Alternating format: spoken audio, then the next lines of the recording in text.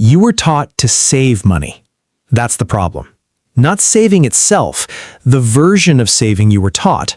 The one where you put money aside, watch it sit, and feel vaguely responsible for doing it. The one where your bank calls a 4.2% yield a high-interest savings account, and you nod along because you don't know what else to compare it to. The version where saving feels like virtue, and virtue feels like enough. It isn't. Here is what nobody walks you through when they tell you to save your money. The bank you're saving with is simultaneously lending your deposited dollars out at 8%, 14%, 22%, depending on the product, and giving you back a fraction of that spread as interest, as if they're doing you a favor. You are not a saver in their system. You are inventory. You are raw material. The bank is the manufacturer. The spread between what they pay you and what they charge someone else is called net interest margin. And in 2023, the top 4 U.S. banks collected over $250 billion of it. That number came, in part, from people doing exactly what they were told: saving responsibly, keeping it safe, trusting the institution. So when I tell you what $50 a week actually becomes, and I will tell you with exact numbers, I need you to hold 2 things at once. The first is that $50 a week is not nothing. The second is where you put it determines whether you're building wealth or financing someone else's. That's the thing they never tell you. The gap between those 2 outcomes on the same $50 is not small. It is the difference between 6 figures and a savings account balance that hasn't kept pace with your own grocery bill. Let's start at the beginning. $50 a week, $2,600 a year.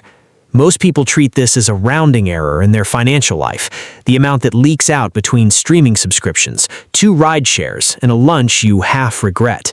It doesn't feel like a capital allocation decision. It feels like spare change that happens to recur. And that feeling is the first trap. Because $50 a week consistently deployed is not spare change. It is a systematic purchase of your own future.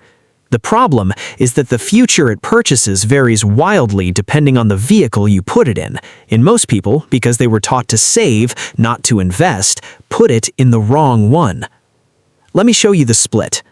If you put $50 a week into a traditional savings account yielding 2% annually, which is still higher than what most people actually have, after 10 years, you've contributed $26,000.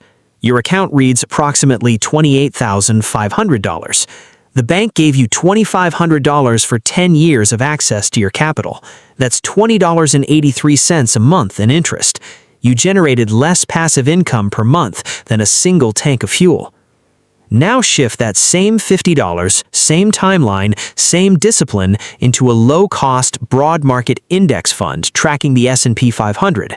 Historically, not guaranteed, but historically, that index has returned an average of 10% annually over long rolling periods. After 10 years, your $26,000 in contributions has grown to approximately $53,000, not $28,500. $53,000. The difference between those 2 outcomes is $24,500. From the same $50, the same person, the same discipline. The vehicle changed. The discipline didn't have to. This is the first uncomfortable truth. Saving is not investing. Saving is preservation. Investing is multiplication. The middle class is trained to preserve. The wealthy are trained to multiply. And the tools for multiplication are not locked behind income thresholds or minimum deposits that put them out of reach. They are sitting in a brokerage account you can open on your phone in 11 minutes.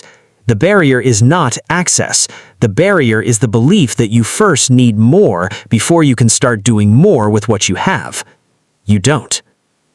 Here is what the first 4 months of saving $50 a week actually looks like, because nobody describes this part honestly, and the dishonesty is why most people quit. Month 1, you automate the transfer. The $50 leaves your checking account on Monday morning before you can touch it. The brokerage account updates. It shows $216 because you've made 4 contributions and the market moved slightly in your favor. You feel something between pride and anticlimax. You expected to feel more than this. The account looks like a number a child would have. You screenshot it anyway. You don't send it to anyone because there's nothing to say. Month 3, the balance is $642. The market has had a rough few weeks, and your actual gain over contributions is almost nothing, maybe $18. Your $600 in deposits is sitting at $618. You do the math and realize that $18 is what some people tip on a dinner. You think about stopping, not dramatically, just you think about redirecting that $50 somewhere it would feel more real. A weekend away, new shoes, something with immediate sensory feedback. This is the moment the financial system counts on you to quit. The early months are designed to feel unrewarding because compounding is a backloaded game. The returns front-load themselves in the later years in a way that makes the early years feel pointless by comparison. But the early years are not pointless. They are load-bearing. You cannot get to year 7 without building through year 1. The machine has to be running before it accelerates. You cannot skip to the acceleration. Most people try to skip to the acceleration. They start, they stop when the early months feel small, they restart maybe a year later and stop again. Every restart costs them compounding time they cannot buy back. At 10% average annual returns, $50 invested today is worth approximately $133 in 10 years. That same $50 invested a year from now is roughly $121. The cost of a 12-month delay is $12 per $50 contribution, and that cost multiplies across every contribution in the sequence. Waiting a year doesn't cost you 1 year. It costs you the compounding on every dollar you would have contributed in that year projected forward across decades. Time is not patient with people who are waiting for more time. Earlier, I mentioned that the bank is lending your money out at multiples of what they pay you. I want to return to that because it connects directly to why your $50 vehicle matters more than the $50. When you deposit into a traditional bank account, you are extending the bank an unsecured loan at a rate they set. In exchange, they give you insurance. Your deposits are FDIC insured up to $250,000. The insurance is real. The trade-off is also real. You are giving up the return potential on your capital in exchange for guarantees that you may not need if your account never approaches $250,000 in the first place. The wealthy don't keep their money in the place that's most insured. They keep their money in the place that's most productive. They use insurance as a risk management tool, not as a wealth management strategy. These are not the same thing. A low-cost index fund is not insured the same way a savings account is. The market can drop 20%, 30%, 40% in a bad cycle, and your paper loss during that period is real and uncomfortable. But every historical 30-year rolling window for the S&P 500 has returned positive. Every single one. The volatility is the price of the return. The risk is that the market loses money permanently. The risk is that you panic and sell when it does, converting a temporary paper loss into a permanent realized one. The bank's guarantee protects your principal. History protects the patient investor. These are different guarantees with different terms, and only one of them builds generational wealth. Before I show you the full number breakdown, year 5, year 15, year 25, and what $50 a week becomes over a working lifetime, I want to say this once. If this kind of analysis is something you want more of, subscribe and turn on notifications. Not because that helps me superficially, because I cover specific, tactical moves the financial media doesn't have an incentive to explain clearly. The next few videos are going to be ones you'll want to see the week they come out, not a year later. Now let's get back to your $50.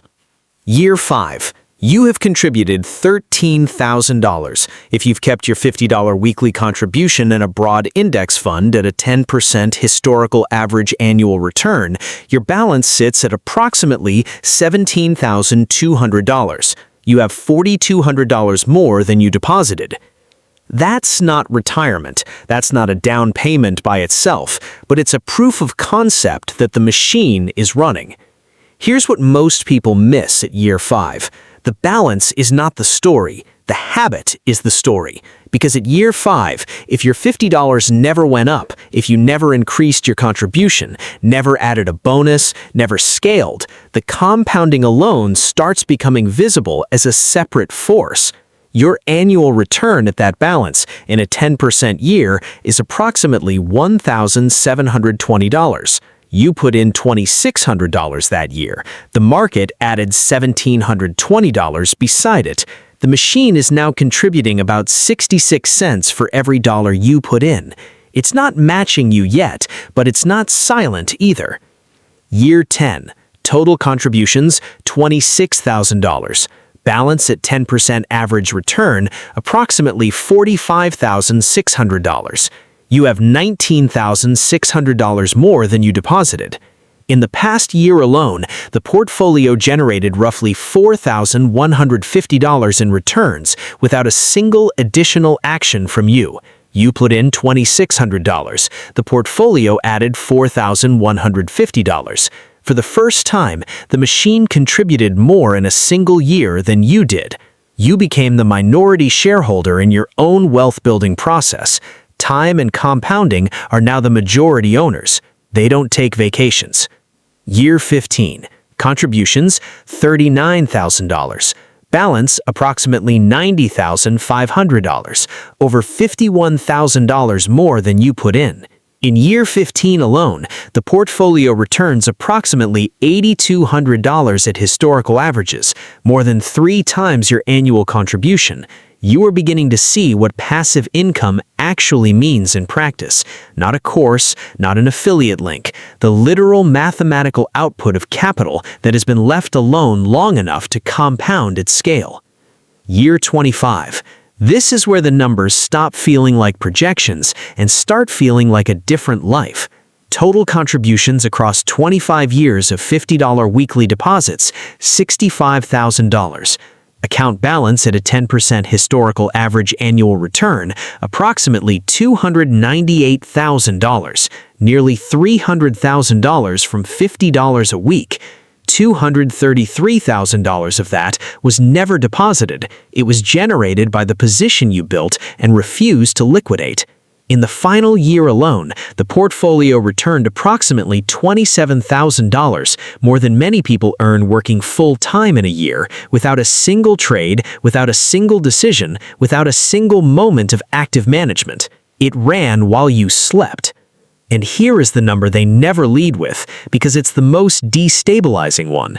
If you started at 22 and did nothing but maintain your $50 weekly contribution for 40 years until a traditional retirement age, your total contributions across that period are $104,000. Your balance at a historically average 10% annual return is approximately $1,385,000.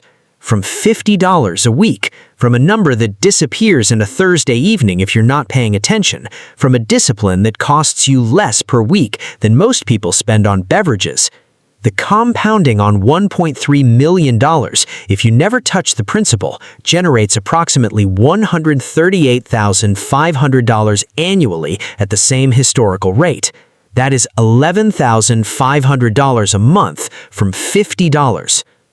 Now here's the part I'm contractually obligated to tell you, because most financial content skips it, and the skipping is irresponsible. Those projections assume you never touch the account, and the enemy of that assumption is not market crashes, it's not inflation, it's not a political regime or a recession or a black swan event you couldn't have predicted. The enemy is lifestyle expansion.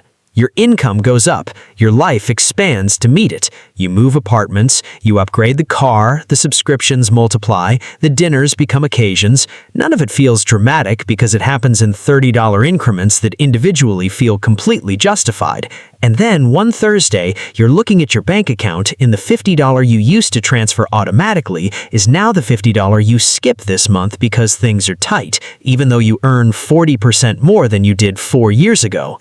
This is lifestyle creep. It is the most effective wealth extraction mechanism in the modern economy, and it is invisible while it's operating. You cannot see it in real time. You can only see it when you compare your savings rate at $60,000 annual income to your savings rate at $95,000 annual income and notice that it went down. Protect the $50. Not because $50 is the ceiling, because $50 is the floor. Every raise, every bonus, every additional income stream that enters your life should be partially allocated before your lifestyle learns to depend on it. The technique is called paying yourself first, and it's been repeated so many times that it has lost its teeth. So let me say it with the teeth back in. If you allow your lifestyle to consume every dollar of every raise before you can redirect any of it, you will earn more money for a longer period of time and have less to show for it than someone who earned less and protected a fixed percentage religiously. The number you earn is almost irrelevant compared to the spread between what you earn and what you deploy. High earners with no spread are not wealthy. They are highly paid and financially fragile. This is not a rare category. It is the dominant category in the professional class, and nobody talks about it because it is embarrassing and invisible at the same time. One more layer, because the difference between the informed and the uninformed investor is not just vehicle selection, it's tax efficiency. If your $50 a week goes into a taxable brokerage account, every gain you realize is subject to capital gains tax. Long-term, held over a year, federal rates run from 0% to 20% depending on your income. Short-term, it's ordinary income tax, which for most working adults sits between 22% and 32%. The tax drag on a taxable account over a 40-year period is not trivial. It is the difference of tens of thousands of dollars in the final balance. Now put that same $50 weekly contribution into a Roth IRA. The contribution goes in after tax. You've already paid income tax on it.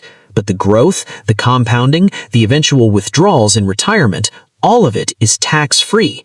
That $1.3 million, if it sits in a Roth IRA, comes out at retirement without a dollar of federal tax on the gains. In a taxable account, the same terminal balance generates a tax event that can claim a significant percentage of what you withdraw, depending on your bracket and the structure of the withdrawal. The Roth IRA contribution limit is currently $7,000 per year for adults under 50. $50 a week is $2,600 annually, well within the Roth IRA ceiling. You can use the most tax-advantaged investment vehicle available to the individual investor and still be fully protected on your $50 weekly contribution. This is the move. Open a Roth IRA, automate $50 weekly contributions into a broad, low-cost index fund, a total market ETF, or an S&P 500 index fund with an expense ratio below 0.10%. Set the contribution to auto-invest, stop checking it every week, let the machine run. Audit it quarterly, increase the contribution when your income increases. Do not touch it until retirement. That is the complete strategy. It requires no expertise, no active management, no timing the market, and no financial advisor taking a percentage of your balance annually to tell you things you now already know. Here is what surprises most people about $50 a week. It isn't the final number, though the final number is genuinely shocking the first time you see it. What surprises people is the realization that the constraint they've been waiting to overcome was never the constraint. They were waiting for a bigger number to start. They were waiting for the $500 a week version of this conversation before they felt like the numbers were worth taking seriously. They were waiting to be further along before they started getting further along. The $50 is not a consolation prize for people who can't do more. It is the starting condition. The decision you make with $50, consistently, mechanically, over a sustained period, without needing visible proof that it's working, is the same decision you'll make with $500 when your income allows for it. The decision is not the amount. The decision is the behavior. The behavior is the asset. The financial system profits from your belief that small amounts are beneath the effort of managing intelligently.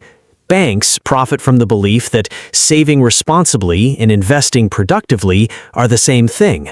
Financial complexity is manufactured in part to make you feel that you need an expert to mediate a relationship between you and your own capital. You don't.